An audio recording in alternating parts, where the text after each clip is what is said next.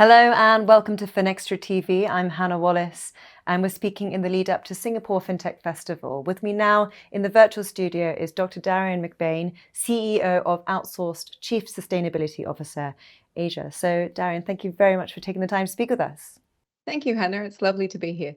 Really good to have you on. As I say, we're speaking in the lead up to Singapore Fintech Festival. Now, you're the CEO of Outsourced, Chief Sustainability Officer, Asia, and Everlandi's key sustainability advisor attending the event. So you'll be speaking on a number of sessions, including a roundtable titled AI-Driven Net Zero, a case-based approach for decarbonisation and climate risk mitigation. A really interesting topic there. Speaking off the back of that, what challenges are you hoping to bring forward for the roundtable towards driving that net zero transition? And tell us, what are you hoping to cover? So without the infrastructure, we can't really have the smooth flowing systems that we need to solve some of these global challenges that we have, whether it's around climate change or nature and biodiversity, or even inclusion and diversity. So the tech infrastructure is really laying the railroad tracks down so that we can have the smooth operations of these systems. The fundamental one that we always hear when talking about ESG is data. So how do we build the data infrastructure? How are you collecting that data? So it could be using Internet of Things sensors. It could be satellites. So then you're looking up in the skies to get this information. It could be the data centers that are housing it, and how do we keep all of this information cool, essentially. It could even be the cabling between countries that enables data to flow. So there's multiple pieces of infrastructure, depending on which challenge you're looking at, that needs to be in place before we can even get to how the different ESG technologies can be implemented. That's interesting. Thanks for sharing those examples of how technology ties in with those sustainability and ESG goals. I'm interested now to talk a bit about some of those trends that you're seeing and also developments from the global leaders in the tech infrastructure space towards ESG. What are those most promising trends you're seeing? So some of them around the social issues, and I think we often tend to focus on climate change, but for example, payment systems. And so I've done a lot of work on business human rights. And one of the challenges is when people migrate, that they will often lose their own documentation, their personal identity. It's difficult to get payments. They might want to be remitting their payments back to their home country. So then you need to go across borders and across countries.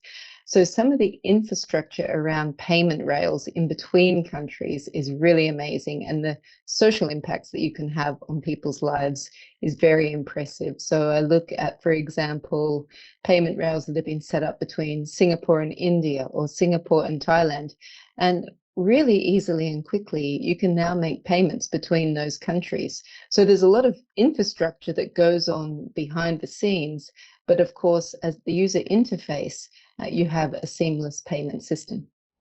That's wonderful. Thank you so much for that. And interesting to hear how it's having an impact across region as well. And coming back to the session then, I know it's going to explore the intersection between ESG, regulation and inclusion as well. Some big topics there, but in summary, how do you think those elements can be harmonized then to create both a sustainable and inclusive future? By no means a small question, but... To unpack it quickly, I think regulation needs to lay the groundwork. Essentially, it creates the level playing field so everybody knows where the expectation is, particularly regulation and guidelines that will signal the direction, because that can help with innovation, because you know where you're going for regulations in the future. I think then that also allows for innovation because you have that future direction. And it can allow for interoperability because, as I said, none of these problems really are located just in one country. And if you have the clear regulations, if you have the talks between the regulators, you can set up these interoperable systems so that companies can also work in interoperability. And I think that, building on top of the infrastructure and then the regulations, then you start to bring in the role of collaboration. And those are all really important things for solving some of these major ESG issues. All right, fascinating. Thank you so much. And as you say, collaboration is key to harmonizing those elements as well. Really interesting. And I mean, there's so much I'd like to cover with you. And another point is the ESG debate that will be happening at Singapore Fintech Festival. Perhaps you could tell us a bit more about that and what delegates can look forward to. So I'm so excited about this. In July, I was in the UK. I went to the Oxford Sustainable Finance Summit, and we had a closing debate, and I was invited to participate. And I wasn't a debater before, but I love the style of having, more of a free-flowing conversation. And so I wanted to bring that concept to Singapore and to the FinTech Festival. So the closing debate on the ESG stage is the next trillion will be green. And we have two wonderful teams pitted against each other, looking at whether we're going to have a digital future or a real economy future. So if you have the opportunity, please do drop by and have a look. Can't wait. Well, Darian, thank you so much for your pearls of wisdom there. Some good advice weaved into responses as well.